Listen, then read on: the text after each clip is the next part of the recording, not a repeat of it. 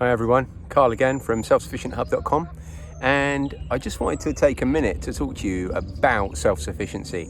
I wanted to just say what it means to me, what I'm trying to do here, and the point of it all. So if you're going to strive towards self-sufficiency, you need to decide what that means for you, and it means different things to different people, and there's a lot of terms all jumbled up together. Self-sufficiency, self-reliance, food security, and then there's also homesteading, prepping. These are all different communities, different ideas, all around similar themes. For me, what self-sufficiency really means is the ability to not have to rely on anyone else. So self-reliance is very much the same idea to me. Now, part of it, a big part of it, is food security. So we are raising our own meat, we're raising our own animals for eggs, dairy, and things like that. And obviously we've got a nice big vegetable garden. Now there are things that I still buy at the supermarket. I still buy rice, I still buy pasta, I still buy sugar. These are all things that aren't as easy for me to replace. At the moment, the only real simple source of carbs is potatoes. Obviously we grow a load of potatoes here, but for the others, the flours and for bread and things like that, we buy them still because it's just not feasible for me to grow my own flour and mill my own flour here. The effort involved when I can buy a small bag of flour for less than £1. Hi rhubarb. It just doesn't add up for me. Now, that doesn't mean if all the supermarkets shut tomorrow, we couldn't live. Of course we could. We can live on potatoes as our main source of carbohydrates. So for me, it's about the ability to switch off and say, okay, we can manage. And it's also about striving towards getting to the point where we can produce all those things. And sugar is a great example. So it's really difficult to produce sugar in our climate. You can't really grow cane sugar, and the processing and everything else doesn't make any sense. But in the next few weeks, we've got my first set of bees coming. So we're going to be able to produce honey. And that is going to substitute almost all of our sugar use here. So that's one example. But for me, it's not about saying, right, we've done it. It's about the growth, the road, the channel. So we're always striving to become better, to be more self-sufficient, to need to spend less money on things. Now, another great example, we've got baby kid goats in the background. So another great example of why I want to be self-sufficient is just the security it allows me. So I like the idea that now I still work, I've still got a full-time job, and it's not easy to find the time to do everything.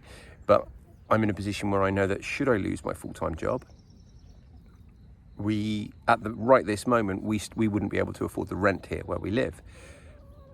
But we're almost there, because it's about having the ins and the outs marry up and balance, and all your outgoings being able to be paid for by your ingoings. And I'm trying to make as much of my ingoings as possible come from work I do here, so that should I lose my full-time job, we could carry on as we were without noticing the pinch, if you like. Now, we're a long way off that, but we're working towards it. So that's talking about the sort of the food security and the financial security side of it. There's also a more general family feeling around being self-sufficient. And by that, what I mean is the ability to fix things, to repair things, to make things, to make do with things. So my children, for example, they are absolute credits. I can't praise them highly enough. They really appreciate new things, and they look after things, and they appreciate the value of money. And, they understand that every time we spend £1, that's a pound that we can't spend again. So it's about an ethos within my family as well. Another big driver for me is I love it. I absolutely love it. I love working in the garden. I love spending time with my animals. I love milking my goats. I love seeing my chickens. I absolutely love it. If you don't, then this isn't for you. You know, you have to enjoy it, because ultimately, whatever anyone else tells you, to do this on a sort of single family scale, when you have a full-time job, you're not going to actually make money. What I mean by that is we make money we sell our eggs, and the money from our hens' eggs actually pays for all of our animal feed. That's great. So our hens make money. But if you were to calculate the amount of time my wife and I spend cleaning the animals out, looking after the animals, feeding the animals, milking the goats and everything else, if instead of doing that, if I went and worked in McDonald's, or, you know, anywhere really, the money I'd earn in those hours, I could go and buy those products for less. So financially, it's a bit of a conundrum, you know? I think it really is a case of you have to want this, and I want it, and a lot of people do. But I definitely take great pride in knowing that, as we found out, you know, things can change, and you can go to the supermarket and there not be things on the shelves. I take great comfort knowing that I've put our family in a great position to cope. Now, I know we're very lucky. I know we're so fortunate to have this amazing outside space. And that's, again, just another benefit of choosing to live a self-sufficient life. And we've made sacrifices to get this, and I don't regret a single one of them. So that's what self-sufficiency is for me. For me, I've built my self-sufficiency on layers. So we've started with the really simple stuff, you know, some eggs and some vegetables. And then we've layered on top of that dairy, meat. We've also layered on top of that, you know, the foraging. I forage for mushrooms and what have you. And these are things that are really expensive in the shops.